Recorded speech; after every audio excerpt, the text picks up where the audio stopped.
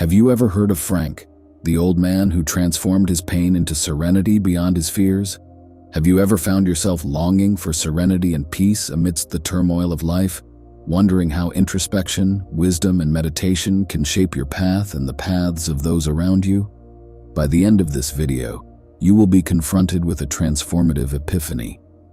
We will present you with a narrative that will not only deepen your understanding of the power of inner peace and the importance of emotional healing, but also motivate you to pursue calm, balance, and love for yourself and others. You will discover the story of Frank, whose life was marked by curiosity and an unexpected quest for liberation through meditation, which could change your perception of the world and your place in it. If this story has touched you, I look forward to reading in the comments how it has influenced your search for inner peace and your contribution to building a more harmonious community. Morning burst into Frank's room with a persistent hum, a sound that day after day reminded him of the weight of his 78 years. With heavy, weary movements, he reached out to turn off the alarm clock, a ritual that marked the beginning of another day of solitude. The first rays of light filtered timidly through the curtains, illuminating the bare walls of his room, a space that, since the death of his wife Clara, had become his refuge and his prison. Sitting on the edge of his bed, Frank let out a deep sigh of resignation. Every morning he faced the same reality: the palpable absence of Clara, his life partner for more than 5 decades. Remembering her was like opening a wound that would never heal. His memories were a mixture of joy and despair. The house, once full of laughter and love, now echoed with the echo of her loneliness. The pain of arthritis turned every movement into torture, but beyond the physical pain, it was the fog that enveloped her mind that she feared most. Lately, his memory was beginning to fail more and more, leaving him adrift in a sea of oblivion. He feared being lost in that sea, feared forgetting completely who he had been, who Clara was, and all that they had shared. He got up with difficulty and began his slow march towards the start of the day, dragging behind him the weight of loneliness and the fear of an uncertain future. The kitchen awaited him with the routine of breakfast, a ritual he maintained in an attempt to retain a sense of normalcy. As he prepared the snack, the photographs of Clara scattered around the house gave him glimpses frozen in time, whispers of an increasingly blurred past. That morning, however, something changed. As he watched the sunrise, the memory of a conversation with his old friend Leo came to mind. Leo had found solace and clarity in Buddhism after his loss. Frank had always been skeptical of such practices, but the despair of facing a future of oblivion prompted him to consider all the possibilities for change. Making a decision that would mark the beginning of a new chapter in his life, Frank decided to seek out Leo. He wanted to find out if those ancient teachings could offer him hope, relief from the storm raging inside him. He didn't know if he would find what he was looking for, but he was willing to give it a try. With this intention, Frank closed the door of his house, leaving behind the gloom of his loneliness, and ventured out into the uncertain light of a new day. Frank's decision to go in search of Leo marked the beginning of an unexpected journey. He walked the streets of his neighborhood, each step an echo of his determination to move forward. Memories of his life with Clara intermingled with the faint hope of finding a solution to his mental deterioration. When he arrived at Leo's house, a small Zen garden at the entrance welcomed visitors, with carefully arranged stones and moss-inviting contemplation. It was a reflection of the path Leo had taken after his loss, a path of introspection and healing through Buddhist practices. Leo greeted Frank with a warmth that broke the chill of his loneliness. Sitting in the small but cozy room, surrounded by symbols of tranquility and peace, Frank shared his fears and struggle with memory loss. As Leo listened, he nodded with deep understanding, his eyes reflecting the empathy of someone who has navigated turbulent seas. Buddhism, Leo began, is not just a religion or a philosophy. It is a way of living, of understanding and accepting the impermanence of everything. But it also offers concrete practices to cultivate the mind and spirit. He talked about meditation as a tool to calm the mind and improve concentration, mindfulness to live in the present moment, and mental exercises to strengthen memory. Frank listened, fascinated and skeptical at the same time. Could these ancient practices really offer him any improvement? Sensing his doubts, Leo issued a challenge. Give me 1 month, practice with me every day, and then decide if any of this works for you. Moved by Leo's sincerity and the desperation of his situation, Frank agreed. They started the next day. Under Leo's guidance, Frank learned to sit quietly, to focus his mind on his breathing, to let his thoughts pass like clouds in the sky without clinging to them.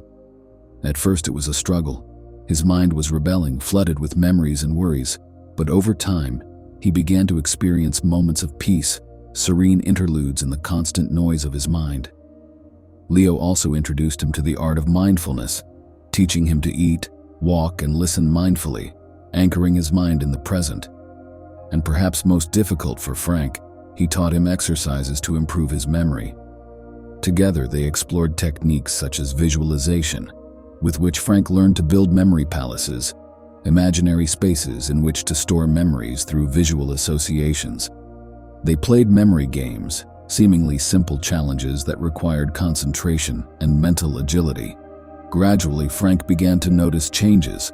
His mind, though still subject to occasional forgetfulness, felt more agile, more able to remember small details that had previously escaped him. But beyond the memory improvement, what Frank appreciated most was the feeling of being more connected to the present. Meditation and mindfulness had given him a new perspective, an appreciation of the present moment free from the shackles of the past and worries about the future. This transformation did not go unnoticed. Friends and family began to comment on his new energy, his calmer, more centered presence. Frank felt as if he had awakened from a long sleep, seeing the world with new eyes. The road was not easy, however. There were days of frustration, times when meditation seemed futile, when memories of Clara flooded him, and sadness threatened to drag him back into darkness. But in those moments, the practice offered him a refuge, a method of navigating his emotions without being consumed by them. The practice became his salvation, a beacon of light in the fog of his mind. Frank had found not only a tool to improve his memory, but a path to inner peace, a wealth of wisdom that went far beyond what he had initially imagined. As the weeks turned into months, Frank's dedication to the practices taught by Leo began to bear fruit he had never imagined. The daily meditation and mindfulness exercises went from being incomprehensible tasks to becoming essential parts of his routine, giving him not only an improved memory, but also a sense of peace and contentment that had been absent since Clara's death. Frank found that for the first time in years, he could remember small details of his daily life, from where he had left his keys to recent conversations with friends. But what surprised him most was that he began to recall happy times with Clara with renewed clarity, as if a veil had been lifted from his memory. The most profound change, however, took place within himself. The constant practice of meditation taught Frank to face his emotions instead of running away from them. He learned to sit with his pain, loneliness, and fear, observing them without judgment until, little by little, they began to lose their power over him. This process of acceptance allowed him to let go of some of the burden he carried, opening space in his heart for the fond memory of Clara without the sting of pain. Mindfulness transformed his perception of the world. A meal became an experience, each bite an opportunity to appreciate flavors and textures. The walks through the park were filled with wonder, from the birds singing to the play of light and shadow among the leaves. Life, even in its simplicity, became something worth living to the fullest. Leo, seeing Frank's transformation, reminded him of a fundamental Buddhist teaching.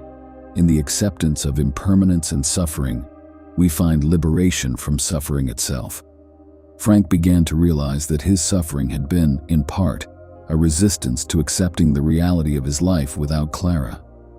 By accepting his current situation, including his age and limitations, he found a new way to be happy.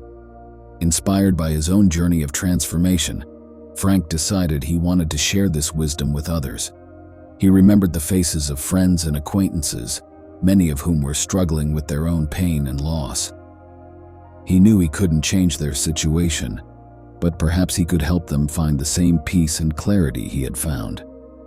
With Leo's support, Frank began hosting small gatherings at his home, inviting those who wanted to learn meditation and mindfulness.